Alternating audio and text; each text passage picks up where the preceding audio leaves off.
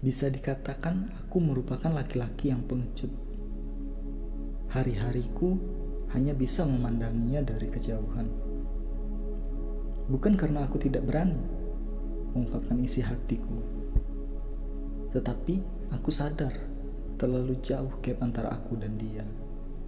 Dia cantik, pintar, dan kaya. Meskipun kata kebanyakan orang, tidak ada yang sempurna di dunia ini. Bagiku, dia terlihat sempurna. Mungkin ini yang dinamakan cinta buta. Pukul 10 pagi, waktu yang ditunjukkan ponselku, menandakan waktu kebebasan bagi anak kuliahan sepertiku. Aku pun ke kantin bersama teman-temanku. Di kantin, aku mendengar suara yang terasa akrab. Iya, itu adalah Andin, sang pujaan hatiku. Dia pergi ke kantin yang sama denganku. Entah mengapa, aku merasa malu. Semuanya terasa canggung. Andi, makan apa? Tanya Rani, teman Andin. Makan pindang, jawabku. Cukup lama dia di sini. Kami hanya mengobrol seperlunya. Dia juga terdengar mengobrol bersama temannya. Dari obrolan mereka, aku tahu bahwa Andin mengatakan dia hanya ingin fokus belajar dan tidak memikirkan pacaran. Mendengar itu, entah mengapa aku sedikit lega. Mungkin karena aku berpikir tidak ada yang bisa mendapatkannya. Mungkin juga pikiranku itu hanya pembenaran untuk kepengecutanku ini. Aku tidak masalah dengan itu. Tapi yang terpenting, aku masih memiliki waktu untuk mendapatkannya ketika aku sukses nanti. Jika memang memendam rasa kepadamu begitu sulit dan menyakitkan, tapi mengapa hatiku enggan menyerah hingga detik ini? Memperhatikanmu diam-diam, mendoakanmu setiap hari, dan mencintaimu secara rahasia. Memilih untuk diam, memperhatikan dari jauh, atau mendoakan diam-diam. Setiap orang punya caranya sendiri untuk jatuh cinta tanpa membaginya dengan orang yang dia cinta. Setiap hati selalu mempunyai sebuah nama. Aku sayang kamu, tapi aku hanya diam. Terlihat tidak peduli, padahal dalam hati selalu mendoakan yang terbaik untuk kamu. Mungkin aku pantas untuk diabaikan, karena aku sadar ada yang lebih menyilaukan di matamu. Tak saling SMS, teleponan, tapi saling berdoa agar kelak ditemukan dalam ikatan yang halal.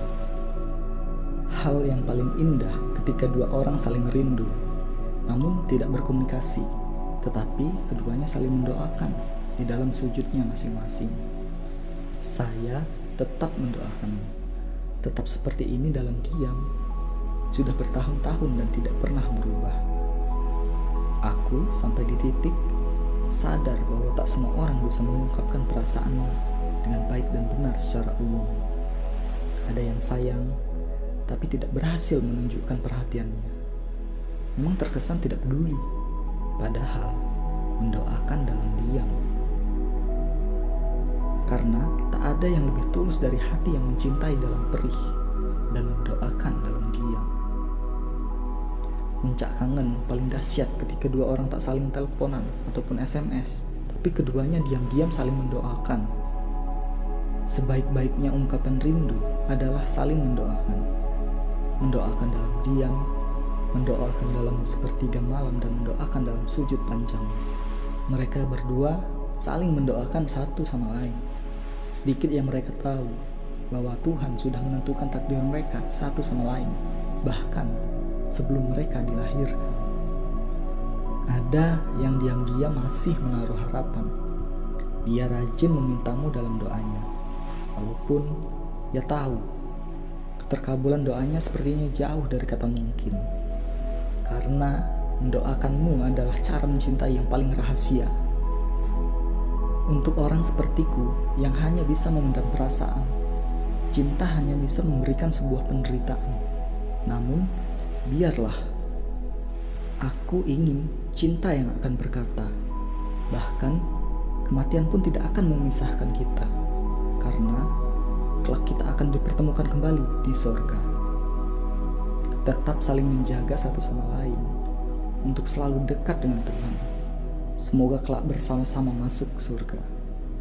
Bila Tuhan menginginkan dua hati untuk bersatu, Dia akan menggerakkan keduanya, bukan hanya satu. Aku akan memohon kepada Tuhan untuk berjumpa denganmu dua kali, sekali di dunia ini dan sekali lagi di surga. Temukan pasangan hidup yang bisa membimbingmu, bukan hanya di dunia, tapi juga di akhirat. Siapapun bisa jatuh cinta, tapi hanya orang yang kuat yang akan menjaga cinta itu tetap halal. Dalam diam, aku memperjuangkan cintamu dalam doaku. Cinta sejati berarti saling membantu untuk menggapai surga, bukan saling berpegangan tangan dan berjalan menuju api neraka. Aku tidak butuh cincin, aku hanya butuh agamanya. Aku lebih mengharapkan Dia membimbingku ke surga dan menjadikanku sebagai ratunya. Ada seseorang yang tidak pernah mengirimkanmu pesan, tapi diam-diam dia menjadikanmu tujuan dan mendoakanmu untuk menjadikan tujuan akhir cintanya.